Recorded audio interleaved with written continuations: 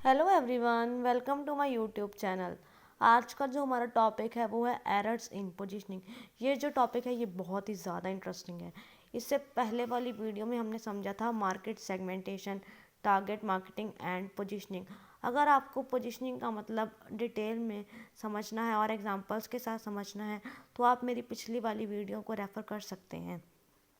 और ये जो टॉपिक है एरर्स इन पोजीशनिंग, ये यूजी, पीजी और नेट एस्पिरेंट्स के लिए बहुत ही ज़्यादा इम्पोर्टेंट है। तो चलिए शुरू करते हैं। सबसे पहले एरर्स इन पोजीशनिंग समझने से पहले हम समझेंगे क्विक रिव्यू में कि पोजीशनिंग क्या होती है, ताकि आपको एरर्स इन पोजीशनिंग अच्छे वे में समझ आ सके। Positioning refers to the ability to influence consumer perception to a brand or a product. Positioning का मतलब है कि जब कोई भी प्रोडक्ट या ब्रांड कंज्यूमर के माइंड में एक पोजीशन और इमेज क्रिएट कर लेती है तो हम उसे कहते हैं पोजीशनिंग। जैसे कि हम एक एग्जांपल लेते हैं टाटा के प्रोडक्ट्स की। सारे कंज्यूमर्स जो टाटा के प्रोडक्ट्स यूज़ करते हैं वो जानते हैं कि टाटा के प्रोडक्ट्स जो हैं वो बहुत ही ड्यूरेबल हैं और उनकी जो मेंटेनेंस कॉस्ट है वो बहुत ही लेस है। सो आई होप इस एग्जांपल से आपको पोजीशनिंग का मतलब समझ आया होगा। अब हम आगे बढ़ते हैं errors in positioning. Errors in positioning जो है वो 4 टाइप्स के होते हैं: under positioning, over positioning, confuse positioning and doubtful positioning. अब हम इसे वन बाय वन समझेंगे।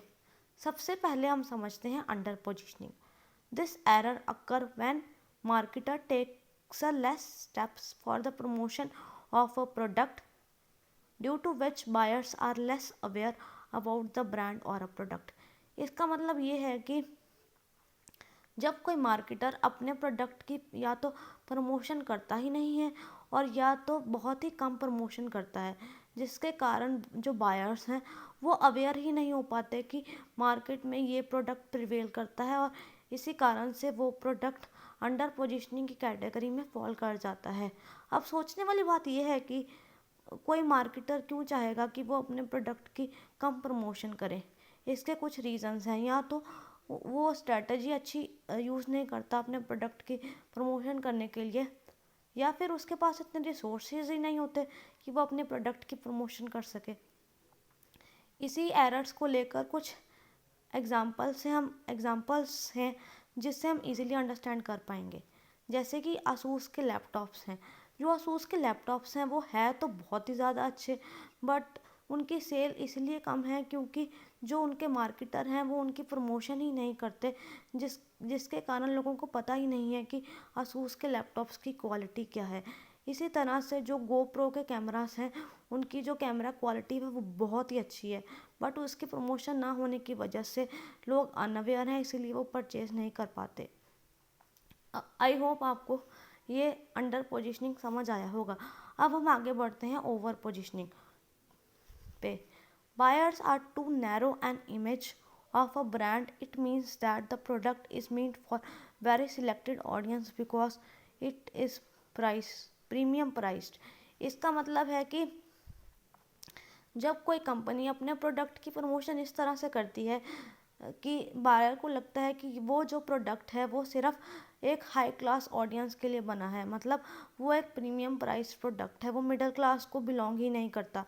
इसकी एग्जांपल हम देख सकते हैं जैसे कि एप्पल्स के आईफोन और डायमंड की रिंग। जो जैसे कि डायमंड की रिंग है वो होती तो सबके लिए, मतलब उसे कोई वो हर एक रेंज में प्रोवाइड की जा सकती है, बट डायमंड की जैसे नाम से ही लगता है कि मतलब ये हाई फाई लोगों को बिलोंग करती है, तो इसलिए वो ओवर पोजीशनिंग की कैटेगरी में फॉल कर जाती है।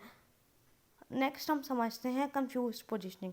कंफ्यूज पोजीशनिंग जैसे आपको नाम से समझ आ रहा होगा, मतलब कि लॉट ऑफ कन्फ्यूजन्स जिसमें हो। सम टाइम द बायर्स में have confused image of the brand. जब बायर्स के माइंड में जो ब्रांड है उसकी इमेज बहुत ही कन्फ्यूजन से भरी हो, जैसे कि पतंजलि के प्रोडक्ट्स हम ले लें। पतंजलि जो कंपनी है वो बहुत ही ज़्यादा प्रोडक्ट्स बनाती हैं, जैसे कि पतंजलि के शैम्पूज़, पतंजलि की मेडिसिन्स और भी कई सारे प्रोडक्ट्स। इसलिए कंज्यूमर समझ ही नहीं पाता कि एक्चुअली पतंजलि डील किस में करता है। तो कंज्यूमर के माइंड में पतंजलि को लेकर बहुत सारी कन्फ्यूजन्स हैं। सो इसे हम कहेंगे confused positioning. Next is and last one is doubtful positioning. Doubtful positioning. The buyers find it hard to believe the claim of the brand in the view of product feature, price और manufacture. इसका मतलब ये है कि जैसे कोई company है वो दावा कर रही है कि इस प्रोडक्ट से ये चीज़ हो जाएगी, बट जो बायर्स हैं वो इस बात पर बिलीव ही नहीं कर पा रहे। जैसे फॉर एग्जांपल कोई हेयर ग्रो की क्रीम है कि कंपनी कहती है कि अगर आप ये ऑयल लगाएंगे तो आपके 10 दिन में हेयर ग्रो होने शुरू हो जाएंगे, बट कंपनी जो बायर्स हैं उनको बिलीव ही नहीं हो रहा। ऐसे ही वेट लॉस मेडिसिन हैं, फेयर एंड लवली क्रीम की अगर आप इसको 10 दिन लगाएंगे तो आपका रंग गोरा हो जाएगा।